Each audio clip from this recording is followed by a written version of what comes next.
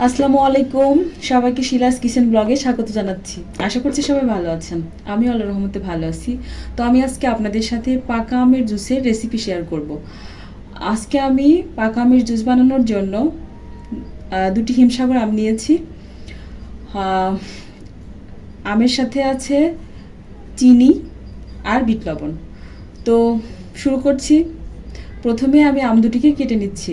তো আমি প্রথমে আমগুলোকে ব্লেন্ডারের মধ্যে দিয়ে দিলাম।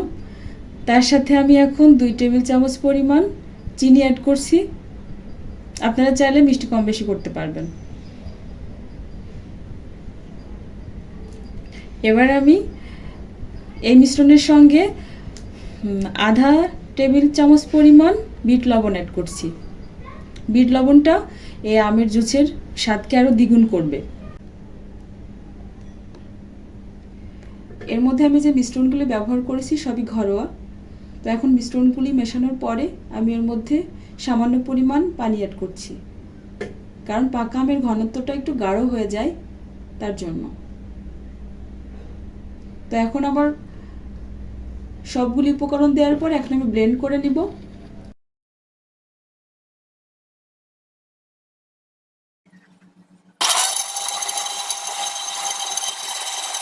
এক মিনিট ব্লেন্ড করার পরে আমার জুসটি রেডি হয়ে গেছে। এখন আমি গ্লাসের মধ্যে 2 টুকরা বরফ দিয়ে দিচ্ছি পরিবেশনের জন্য, এবং কি ব্লেন্ডারের ভেতর থেকে জুসটি ঢেলে দিচ্ছি। তো দেখতেই পাচ্ছেন জুসের ঘনত্বটা অনেক গাঢ় হয়েছে। তার জন্য আমি এটার মধ্যে পরিমাণ মতো পানি মিশিয়ে দিচ্ছি। আপনারা যে যেমন খেতে ভালোবাসেন ঠিক ততটুকু পরিমাণ পানি মিশিয়ে দিবেন।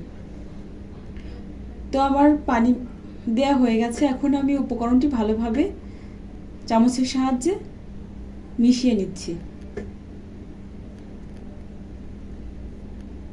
তো মেশানোর পরে দেখতেই পাচ্ছেন আমার জুসটি রেডি হয়ে গেছে। তো আমার রেসিপিটি দেখতে কেমন লাগলো সবাই কমেন্টস করে জানাবেন। সবাই ভালো থাকবেন। আল্লাহ হাফেজ।